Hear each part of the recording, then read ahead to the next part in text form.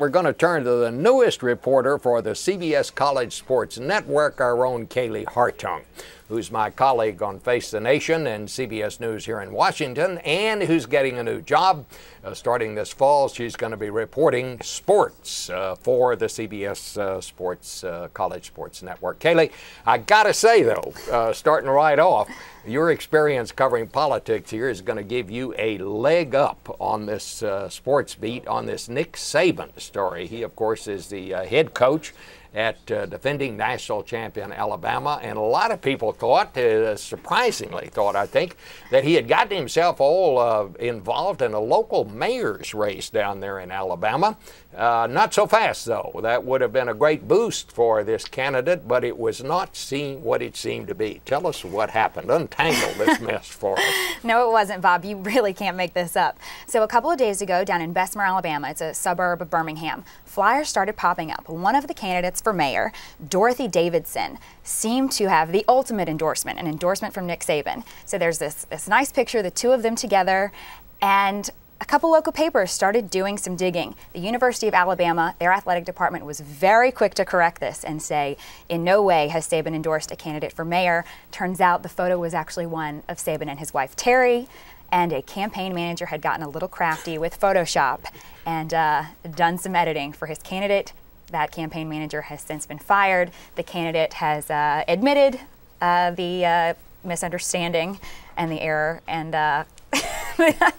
we'll see what happens. But, in full disclosure here, I have to say that you and Nick Saban go way back because you are from Baton Rouge and you've had a long association with LSU. Mm-hmm. It also occurs to me, Kaylee, that while this would have been, if it had been a real endorsement by Nick Saban, it would have been a great boost for that candidate. Huge. In Alabama. Yeah. It would not have been. That would destroy. Let's find a race in Louisiana now where somebody's going to have the idea to, sabotage their competitor's campaign by saying Nick Saban endorses them. That's a way to destroy a campaign in Louisiana. Nick Saban left LSU. He sure did.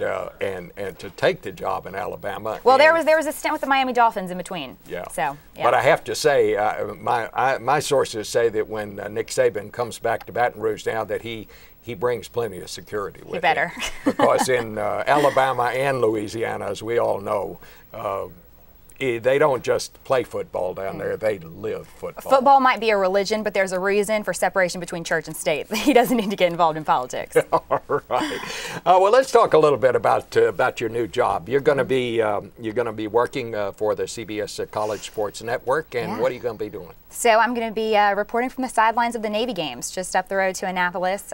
Really excited. They've got a great quarterback in Ricky Dobbs. I think he's going to be a very dynamic character to follow, and they're poised to have a pretty good season. So I'm thrilled to be right there and be a part of the CBS College Sports Network. A lot of developments on college football last night. Late last night. We continue to have these teams leaving one conference, going to another. Yeah, realignment is not over.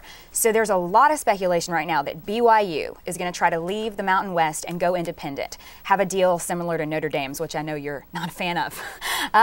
But so late last night, the Mountain West Conference announced that Fresno State and Nevada have now joined the Mountain West.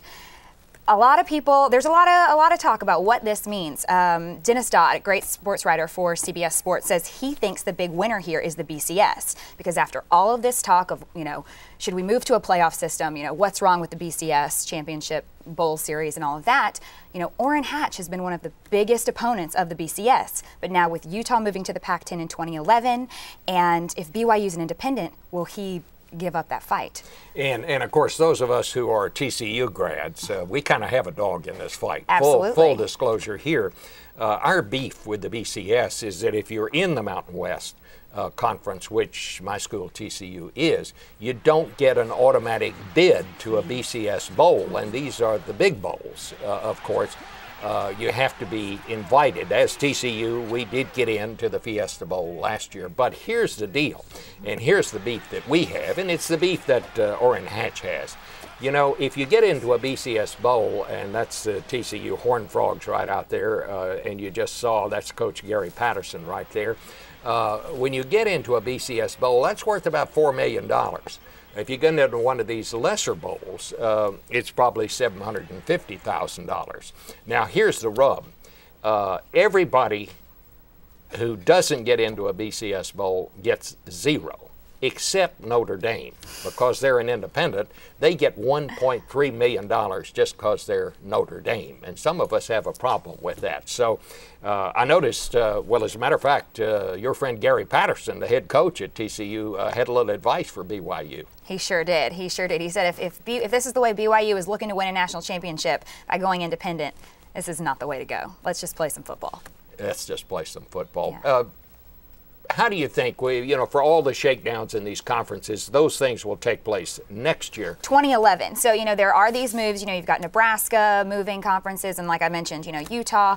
All of this, nothing takes effect until 2011. So we've got one more season, the way it all stands now, and then things will start to change. And getting back to Nick Saban, most of the preseason puts Nick Saban's team absolutely at number one. It's hard to imagine Nick Saban not having a great defense, but that's the only weakness that people are thinking about. I want to say they lost 9 starters after last season, so if they've have any ground to make up, it's on defense. But I also have to say that TCU ranked generally 6th or 7th in most of the preseason polls.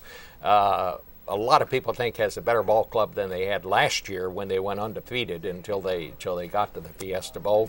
I still say we have the best quarterback that nobody knows in college football today, and that's Andy Dalton. So I hope you'll find a way to do some stories about TCU, Kaylee. If you have anything to do with it, I'm sure I will. All right. Well, thank you very much, and Thanks, congratulations on your new job. Thank We'll all be watching.